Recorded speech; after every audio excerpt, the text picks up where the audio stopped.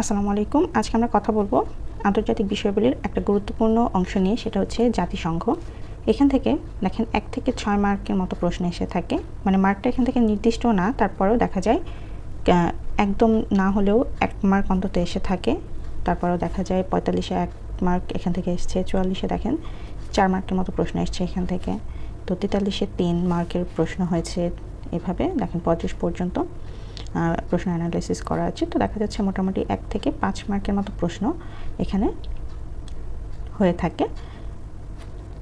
তো যদিও এখানে মার্কটা নির্দিষ্ট না যে 1 মার্কই আসবে বা 3 মার্কই আসবে বা 6 মার্কই আসবে, এরকম নির্দিষ্ট না। তবে যেহেতু প্রতি বছরের প্রশ্ন আসার ধরনটা এখানে থেকে আমরা দেখছি, তো এটা দেখে ধারণা করা যায় যে এখান থেকে অন্তত 1 মার্ক অবশ্যই আসে। তো চলেন এখান থেকে কি কি পড়তে হয় সেটা নিয়ে একটু আলোচনা করি। জাতিপুঞ্জ এখান থেকে প্রশ্ন করা হয়। তারপর জাতিসংঘের পরিচিতি, ইতিহাস, সদর দপ্তর, সদস্য, ভাষা, এমডিজি, এসডিজি এই টাইপগুলো থেকে প্রশ্ন হয়ে থাকে। এরপর দেখেন জাতিসংঘের যে বিভিন্ন অঙ্গ পরিষদগুলো আছে, 6টা অঙ্গ পরিষদ আছে। এই 6টা অঙ্গ পরিষদ খুবই ইম্পর্টেন্ট, এখান থেকে অনেক প্রশ্ন করা হয়ে থাকে। এর মধ্যে আপনার নিরাপত্তা পরিষদটা বেশি ইম্পর্টেন্ট। এছাড়াও আপনার ওসি পরিষদ আছে, তারপর আপনার সাধারণ পরিষদ, এগুলো থেকেও মোটামুটি কম বেশি মোটামুটি 6টা পরিষদ থেকেই আপনার কম বেশি প্রশ্ন এসে থাকে। ঠিক আছে, তো বিভিন্ন অঙ্গ পরিষদ যেগুলো আছে 6টা, এগুলো একটু ভালো করে দেখতে হবে।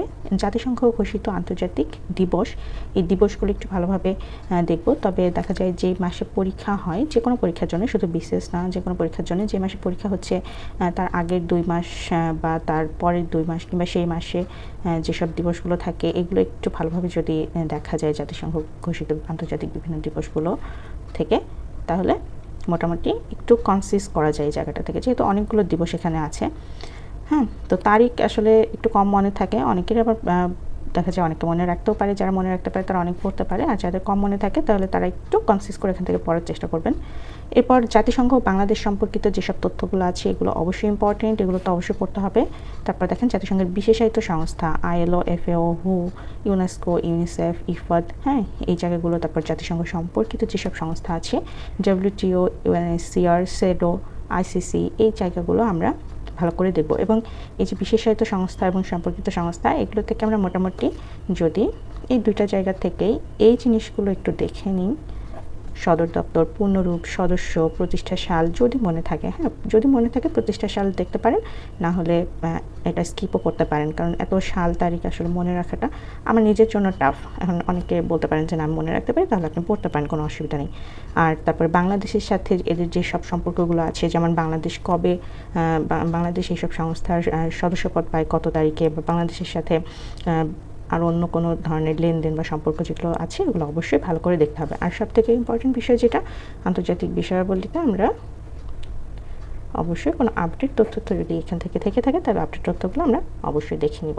তো আমরা আরও একবার যদি রিভিউ করি, জাতিসংঘ আজকে দেখলাম জাতিসংঘ থেকে 1 থেকে 6 মার্কের মতো প্রশ্ন আসতে পারে, এবং এখান থেকে কোন কোন টপিকগুলো আমরা পড়ব সেগুলো একটু আলোচনা করে দিয়েছি। সবাই ভালো থাকেন, আল্লাহ হাফেজ।